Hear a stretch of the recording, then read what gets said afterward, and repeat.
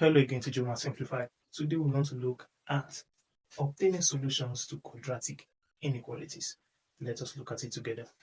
The first thing we recognize about a quadratic inequality is the form of the quadratic inequality. We know that for a quadratic expression, it is always of the form ax squared plus bx plus c. Okay, so this is how a quadratic expression looks like. Okay, this quadratic expression becomes an equation when I say it is equal to 0. Okay, so every typical quadratic equation should look like this: ax squared plus bx plus c equals to 0. And also add some conditions and say a can never be 0. Okay, now if you are given a quadratic expression or a quadratic inequality, how do you obtain the solutions for that quadratic inequality?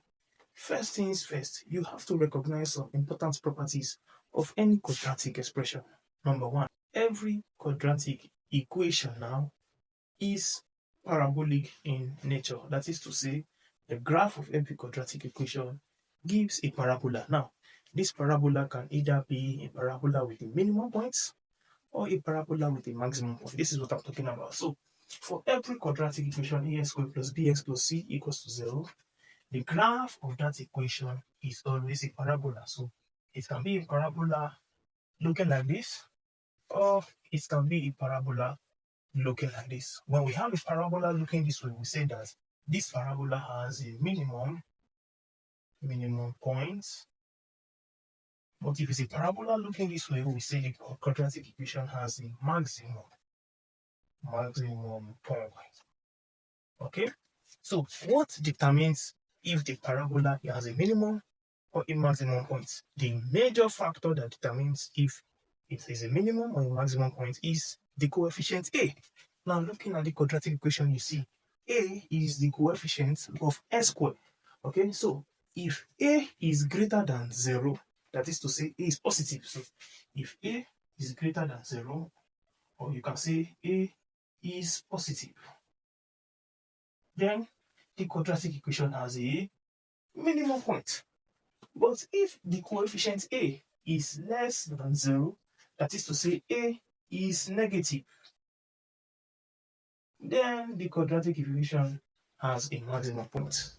So the next thing you must check out for every quadratic inequality is to check out for the critical points, okay, or the critical values. Now, the critical values, there is nothing special to it. The critical values just talks about the solutions of that quadratic expression if it were to be an equation that is just equal to 0. Okay, so for this type of graph, the critical points just talks about the points where the parabola cuts across the x-axis, okay, which also tells us the solution if that quadratic inequality was an equation.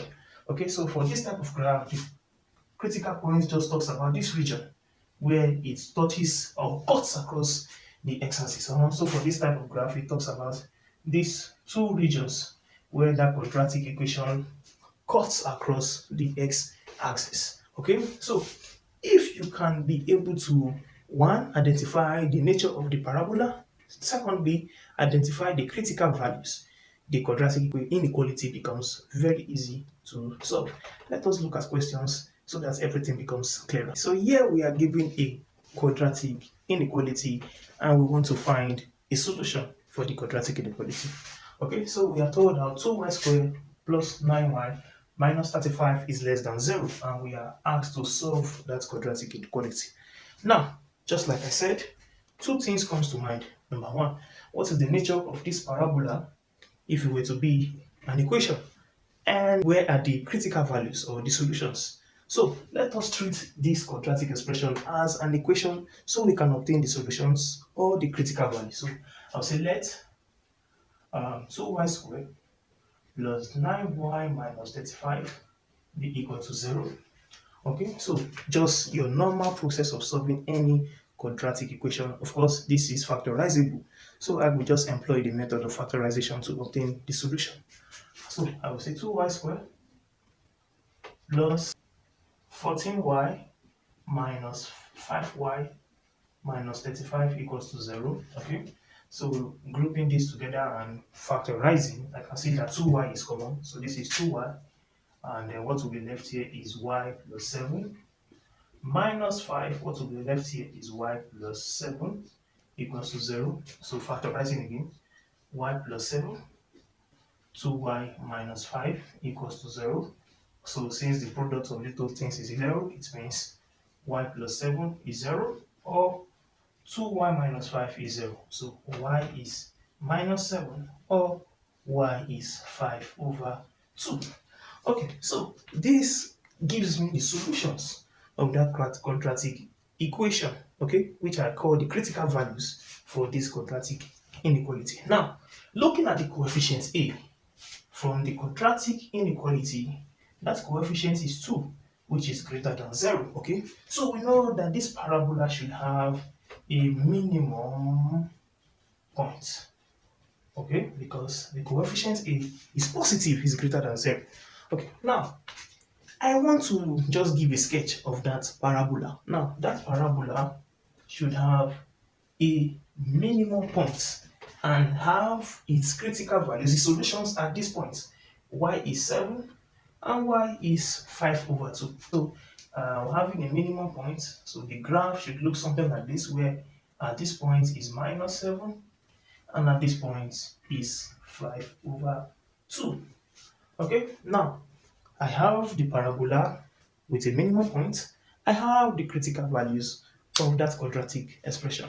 What is left is to now ask myself, what regions on the y-axis, okay, now when I say y, I'm talking about the original y, not this y, okay, the real y-axis. What regions on the y-axis do I have my parabola less than 0? Now, if you look at this parabola, you know that all of the regions above this line means they are on the y-axis and greater than 0. So, the only regions on the real y-axis that satisfies the inequality, remember, it must be less than 0. These are the regions on the y-axis that is less than 0, okay? So the point of this parabola that satisfies this inequality less than 0 is talking about these regions on the parabola, okay? Okay. So how do I represent this region that I have shaded with my inequality, okay? Now, if you look at this point, it goes to the right, okay? Now, we know that this is a negative number, and once we shift to the right, the number gets bigger, okay? So it gets greater and greater and greater. That means y is greater than minus 7. And you can see from this critical point, this critical value, it goes to the left. And we know that when it shifts to the left, it gets smaller and smaller and smaller. Okay, so we also know that y is less than 5 over 2. And this value gives me the solution of this quadratic inequality. We are going to obtain a solution for a second question. This is the quadratic inequality we are given. Y plus 1 greater than 12y squared. Okay, so just like any quadratic equation or expression, I will treat it as an equation so that I can obtain the critical values. Okay, so I can just say let y plus 1 equals to 12y squared. I want to treat it like an equation. So this is coming y plus 1 minus 12y squared equals to 0. Okay, so I can rewrite and say minus 12y squared plus y plus 1 equals to 0. I'm just rearranging. Okay, so I can factorize this also using 4, minus 4 and 3. Okay, so those are my factors. So this is minus 12y squared minus 4y plus 3y plus 1 equals to 0. Factorizing at this point, I can see that minus 4y is common, minus 4y. What will be left here is 3y plus 1. And 1 is common, well, nothing is common, we just write 1. And 3y plus 1 equals to 0. So minus 4y plus 1 and 3y plus 1 equals to 0. Then we can say minus 4y plus 1 is 0, or 3y plus 1 is 0. and y is 1 over 4, or y is minus 1 over 3. So this gives the solution of the quadratic equation and the critical values of the quadratic inequality. Now, we can see for the coefficient A, we have minus 12. And since we know that minus 12 is less than 0, it means this quadratic inequality or the quadratic expression is a parabola with a maximum point. So I can also sketch having a maximum point, it has critical values at minus 1 over 3 and 1 over 4. So I have one solution here, 1 over 4. I have another solution on this other axis, minus 1 over 3, and it has a maximum point. Okay, so fair enough. Now, the next thing I will ask myself, what regions of this graph is greater than, okay, just what is here, is greater than 0. Okay, now we know that every point on the y-axis running down is less than 0. So the only regions on this graph greater than 0 on the real y-axis are all of these points. So these are the points where it is greater than 0.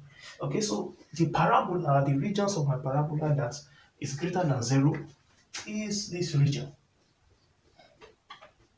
Okay, okay, so how do I represent this region of that parabola with my inequality signs? Okay, so I can see this is minus 1 over 3 and it runs to the right. Okay, and we know that once it goes to the right, it gets more positive until it eventually gets to the positive x-axis. So the numbers get bigger. Okay, on the x-axis, it runs like this, it gets bigger. So it means that y is greater than minus 1 over 3. Okay, why? Because it gets bigger, it runs to the right. And we can see 1 over 4 runs to the left. It means y is less than 1 over 4. Okay, meaning it gets smaller and smaller and smaller. So the solution of this quadratic inequality can just be written as y less than 1 over 4 greater than minus 1 over 3. And this gives the solution to that quadratic inequality. So I hope that with these few examples I have touched, I've been able to give you an idea on how to tackle problems on quadratic inequality. Thank you very much, and I'll meet you in the next one.